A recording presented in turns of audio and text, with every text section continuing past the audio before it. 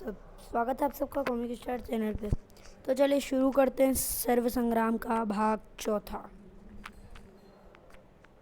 शक्ति को क्या हुआ?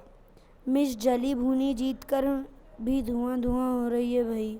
तिलस्मी देव ने खुद ही हार मान ली तो फीमेल ईगो हर्ट हो गया होगा। मैंने सुन लिया है, पूर्व काल से सुकराल आ रहा है मैदान में, तो हमारी टीम से तिरंगा जाएगा। दो दिमाग के खिलाड़ी आमने सामने, बहुत खूब। आपकी प्रतियोगिताओं से यकीनन कहानी में ट्विस्ट आना चाहिए, और ट्विस्ट भी ऐसा ही जुनून जगाएगा। देशभक्त डिटेक्टिव तिरंगा का न्याय स्तंभ और सत्यमेव ढाल सुकराल को श्लाघा और शाकल्य पर भी भारी पड़ेंगे। तिरंगा तिरंगा, शुकराल शुकराल।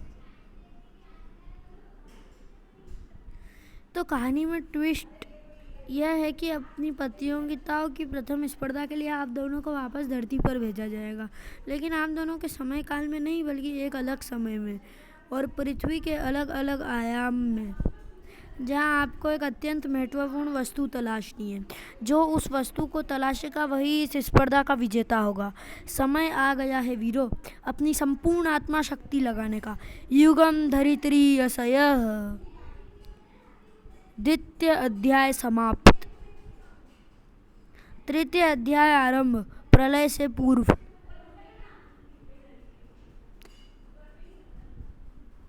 आंखें खोल, चले, होश में आ, चेले होश में आ।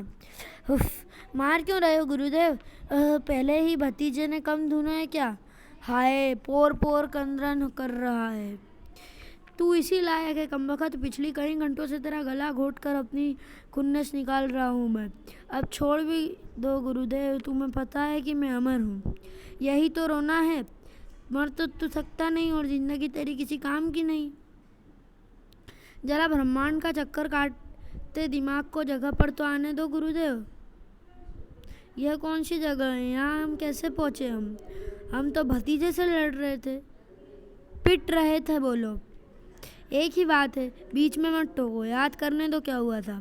अपने छोटे से दिमाग पर अधिक बोझ मत डाल, मैं बताता हूँ क्या हुआ था।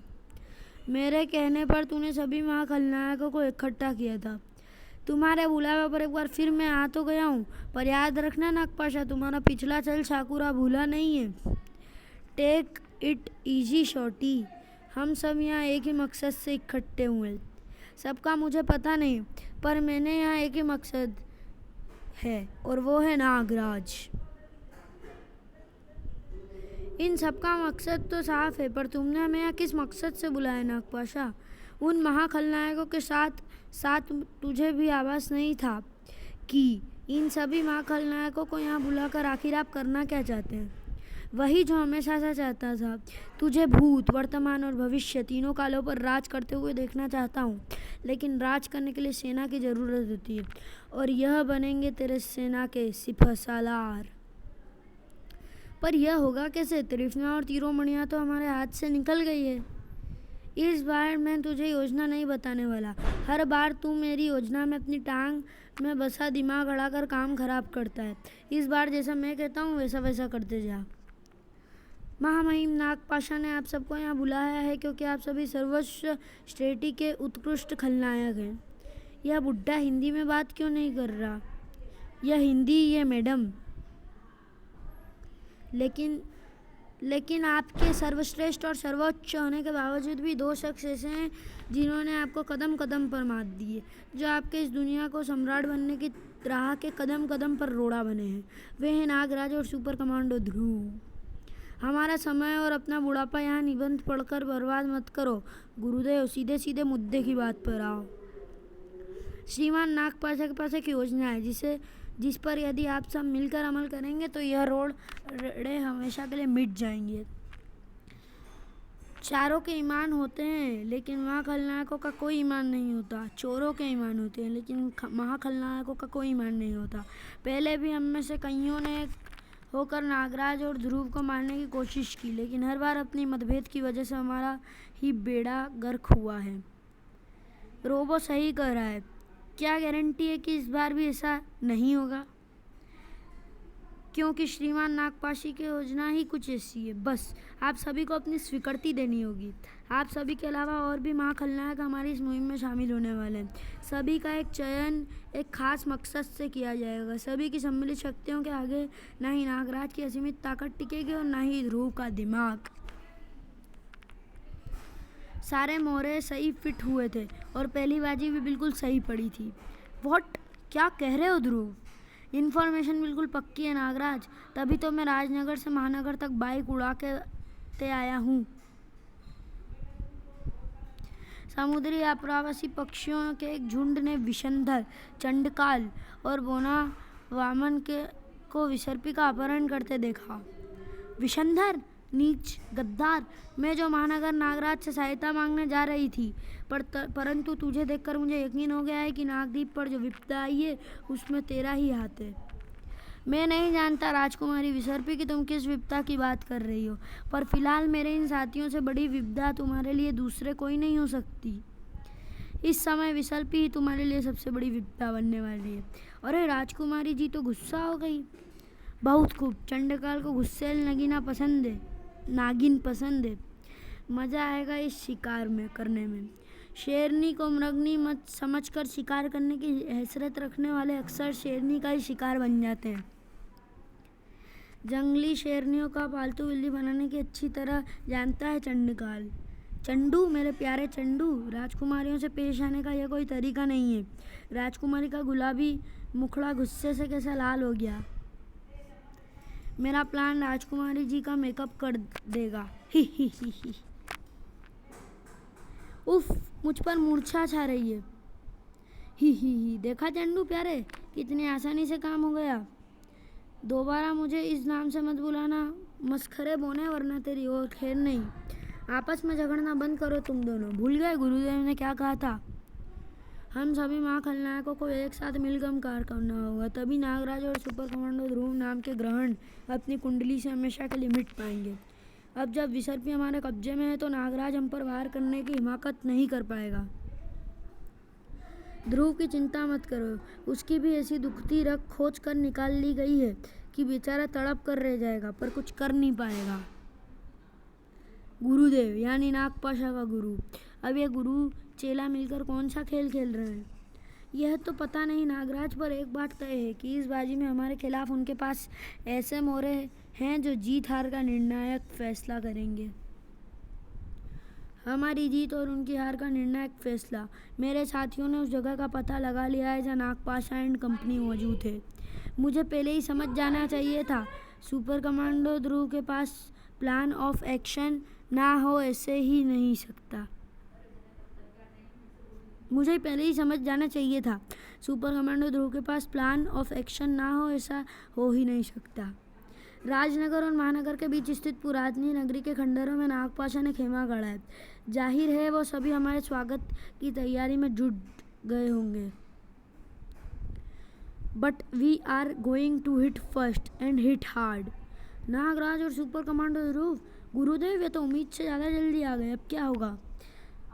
मेमने की तरह मिमियाना बंद कर नागपाशा। जल्दी का काम शैतान का होता है और शैतान हमारे साथ है। केंटुकी, सभी संयंत्रों को चालू करो। जितनी देर में हमारा साथी मेहमानों के खातिर करते हैं। जो आज्ञा गुरुदेव। जाने कब से प्रतीक्षा की थी इस पल की। थोडांगा, तुम फिर से जिंदा हो गए। कभी कभी मुझे कंफ्यूजन होता है कि अमृत नागपाशा ने पिया है या तुमने। थोडांगा को किसी अमृत की ज़रूरत नहीं है नागराज। जिस महापाप शक्ति ने थोडांगा को एक बार फिर जिंदा किया है उसके आगे तो मौत भी हार जाएगी। जीवन और मृत्यु से कोई भी प्राणी परे नहीं है थोडांगा। खुद को अमर समझने वाले रावण की नाभि में भी संचित अमृत भी एक तीर के वार से सूख गया था। एक दिन तुम्हारा और अपने रत्व की खुशबू में ही जी रही है इस नागपाशा का भी यही हश्र होगा। कैसी डरावनी बातें कर रहा है भतीजा। अरे कोई तो रोको इसे। तेरी ललकार पर जैसे वहाँ खलनायकों की बाढ़ आ गई जो नागराज को अपने वेग से बहा ले जाने पर उतारू थी।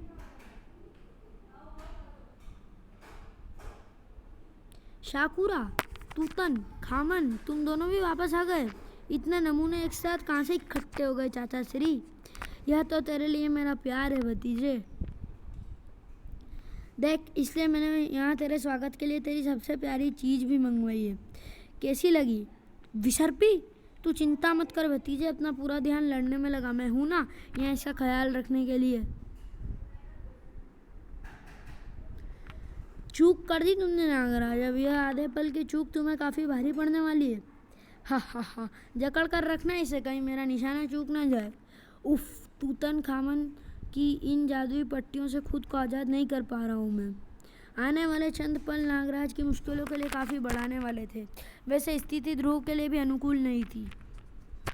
मेरी सैनिक कोनन से निकलने वाली यह विशेष पराधीन तरंगें तुझे सुनाई नहीं देगी, पर अगर तू इनकी चपेट में आ गया तो तेरे दिमाग की नसों को टमाटर की तरह फोड़ देंगे। तुम्हारे साथ यही प्रॉब्लम है ध्वनिराज, जब भी मिलते हो साइंस पढ़ाने लग जाते हो। लेकिन ध्रुव प्रतिकूल परिस्थितियों को भी अनुकूल बनाने की कला जानता है, वह भी तब जब यह चलती फिरती मैग्नेटिक फील्ड आसपास हो। चुंबकीय क्षेत्र ध्वनि तरंगों में व्यवधान उत्पन्न करता है। इतनी साइंस तो मुझे भी आती है। हाय, कम से कम एक बार तो कर लेने देता कमबख्त। मेरी कैनन ठीक से काम नहीं कर रही है। मेरे फाइटर प्लेन की बॉम्बार्डिंग से कैसे बचेगा कमांडो? तुम लोगों ने अपनी बर्बादी का इंतजाम खुद ही कर रखा है। तुम्हारे प्लेन में भी लोहे की कालपुर्जे हैं जिन्हें चुंबक या मैग्नेटिक कंट्रोल ब्रेसलेट आराम से कंट्रोल कर सकता है। नहीं नहीं, रोको इसे, तुम मेरे खिलौने से नहीं खेल सकते। तैयार हो जाओ मरने को नागराज, यह आया शाकुरा का जादुई वार। फ्लाइट का मजा लो वामन, और क्रैश लैंडिंग का भी। आह हाय, इस चुंबा को निकाल लो यहाँ से। काम तो कुछ कर नहीं रहा, उल्टा हमारी मुसीबतें बढ़ा रहा है। यहाँ से बाहर तो अब इस लड़के की आत्मा निकलेगी, वह भी चंडकाल के हाथों। यही अरमान लिए तुम दोबारा उसी कैद में जाओगे जिससे बच कर भागे थे। संयंत्र चालू हो गए गुरुदेव, और ऊर्जा सोखना भी शुरू कर चुके हैं। इन्हें लड़ाई में उलझाए रखना और इस लड़ाई को ज़्यादा से ज़्यादा खींचना अब तेरी जिम्मेदारी है नागपाशा, क्योंकि अगर इनकी लड़ाई रुकी तो मेरी प्रक्रिया अधूरी रह जाएगी, जिसके दुष्परिणाम की तुम कल्पना भी नहीं कर सकते। समझ गया गुरुदेव, आप निश्चित होकर प्रक्रिया आरंभ करें। ए भतीजे, देख कितनी जल्दी जीत कर चीटिंग मत कर। कहीं घबराहट में मेरे हाथ कांप गए तो बेचारी विसर्पी खामखा ही मारी जाएगी।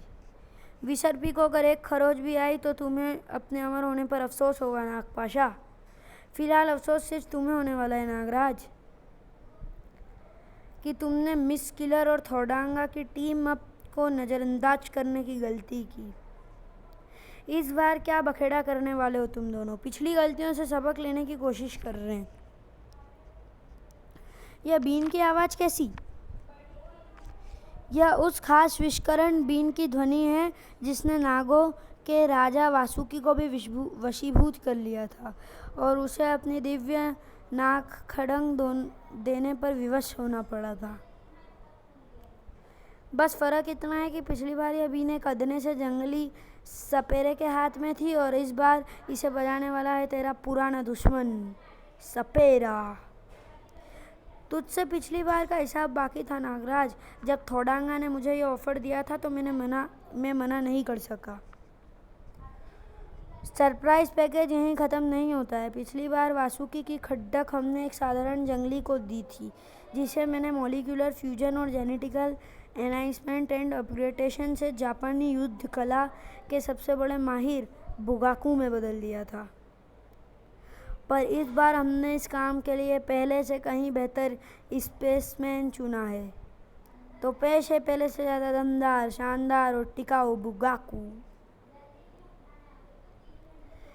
और साथ ही तुम्हारे 3 पुराने दुश्मन जिन्होंने लगभग तुम्हें और सुपर कमांडो ध्रुव को मार ही डाला था। खैर, जो काम तब अधूरा रह गया था उसे अब पूरा करेंगे फुकारू, जागोता और कांगो।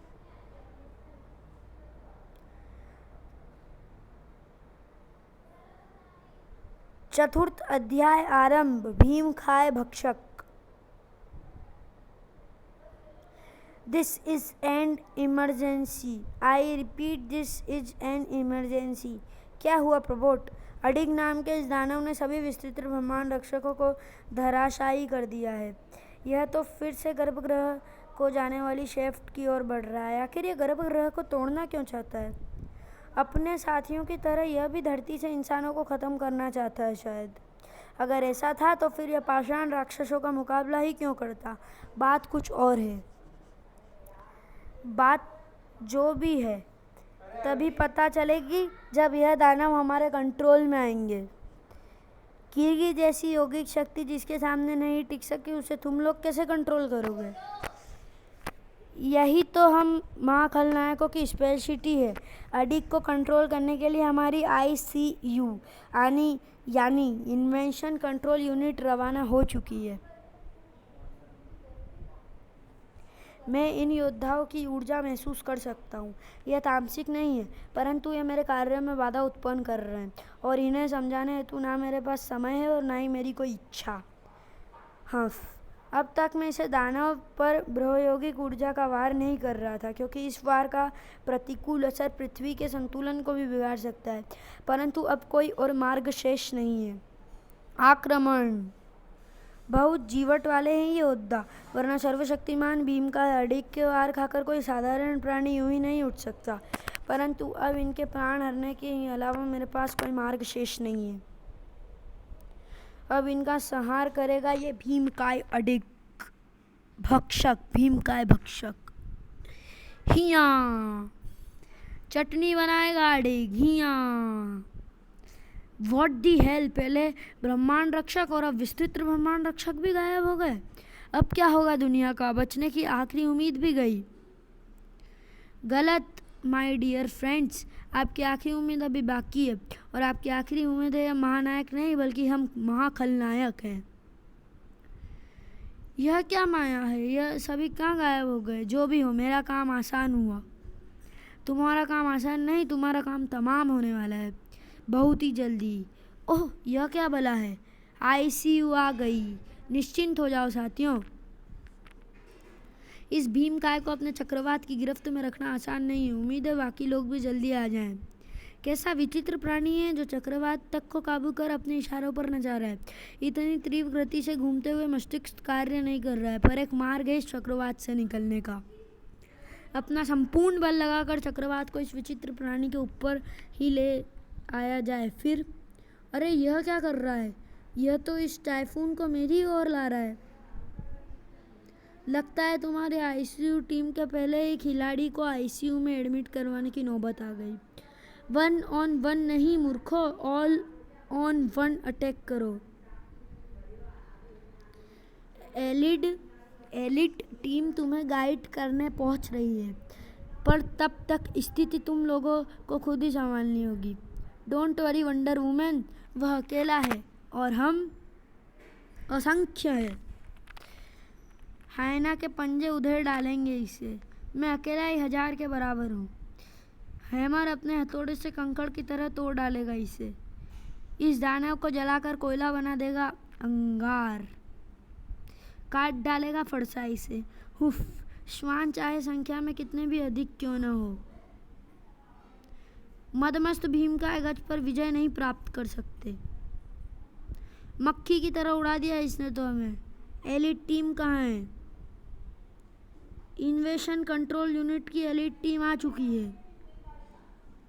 कौन कहता है कि औरतें साथ मिलकर काम नहीं कर सकती? वंडर वुमेन और मेरी जॉइंट वेंचर में तैयार हुए यह मेगाबाइट्स इस दानव से ही नहीं बल्कि पूरी पाषाण राक्षस सेना से निपटने में सक्षम है।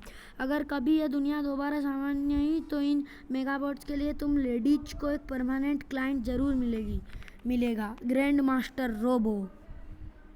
पर इनसे निकलती है तीखी तीव्र किरणें बहुत परेशान कर रही है। इनका समाधान करना होगा। यह कर क्या रहा है? उफ, उड़न यांत्रिक मानवों में सवार मानव। कैसी दुनिया है यह नहीं जानते कि मेरे शरीर पर चढ़ी इस चट्टानी परत पर किसी भी प्रकार के दर्द का एहसास नहीं होता।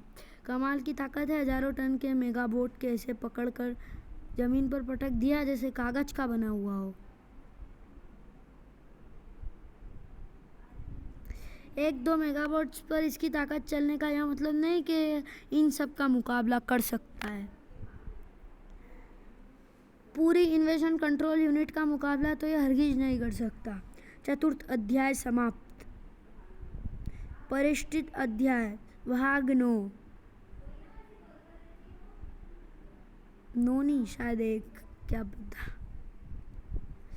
समस्त समय कालों में सर्वश्रेष्ठ महत्व वर्तमान काल का ही होता है। वर्तमान ही वह संतुलन है जो भूत और भविष्य को संभालता है। जिसने वर्तमान काल पर विजय प्राप्त कर ली वह भूत और भविष्य को भी जीत लेगा। इसलिए कलंका की पताका वर्तमान काल पर फहराने निकला है महारावण। यह समस्याधार का वह आयाम है जो भूत भविष्य और वर्तमान तीनों कालों को जोड़ता है। मैं नहीं जानता कि इस तक कैसे पहुंचा, परंतु कालदूत के रहते तू समय धारा से निकलकर वर्तमान में प्रवेश कदापि नहीं कर पाएगा दैत्यराज महारावण। चीड़ चला। काल सर्पी और कालीसूत्र का सामना करने से देवता भी कांपते हैं दैत्यराज। अवश्य कांपते होंगे कालदूत, परंतु मैं देवता नहीं हूँ। भोकाल द्वारा देवताओं ने एक बार छल से मुझ पर विजय हासिल कर ली, परंतु वो भूल गए कि छल और कूटनीति का महाज्ञाता हूँ मैं, और मेरे छल के आगे बड़े से बड़े योद्धा परास्त हो जाते हैं। परिष्टि अध्याय भाग 2। पिछली बार जब तू मुझसे टकराया था तो तभी तुझे अपना गुलाम बनाना चाहता था मुर्दे। यदि मैं ऐसा करने में सफल हो जाता तो तू इतने समय तक मुझे तृप्त इच्छा आत्माओं के बीच रहने की प्रताड़ना नहीं सहनी पड़ती। पिछली बार ना सही, इस बार यह कार्य अवश्य पूरा करूँगा मैं। तेरी शाही शान और अकड़ बहुत जल्द बाहर निकलने वाली है काउंट ड्रैकुला। पृथ्वीलोक पहुंचते ही मैंने पात क्षेत्र में कैद अप्राप्त आत्माओं का संप्रेषण धरती पर शुरू कर दिया था। कुछ ही समय में धरती पर उतने जीवित प्राणी नहीं होंगे जितनी की पाप आत्माएं होगी। तब तू क्या करेगा गॉर्डियन? प्रेत मंडली और फहरी तेरी पाप आत्माओं को वापस नरक भेजने में सक्षम है सधम। हा हा हा। तेरा मरा हुआ दिल तोड़ते हुए अफसोस हो रहा है मुझे, लेकिन टीम में सिर्फ तुम मुर्दे ही काम नहीं करते हो। मेरी और काउंट ड्रैकुला की संयुक्त शक्तिपात क्षेत्र का इतना वृहद आयाम द्वार खोल रही है कि उससे धरती पर आने वाली पाप आत्माओं का मुकाबला करने लायक कोई भी शक्ति धरती पर नहीं होगी। और इस पाप सेना की अगुवाई कर रहा है वारलॉर्ड बडेला। सर्वनायक तृतीय खंड समाप्त। आगामी खंड सर्वसंहार। तो चलिए दोस्तों, मिलते हैं सर्वसंहार में। तब तक के लिए गुड बाय।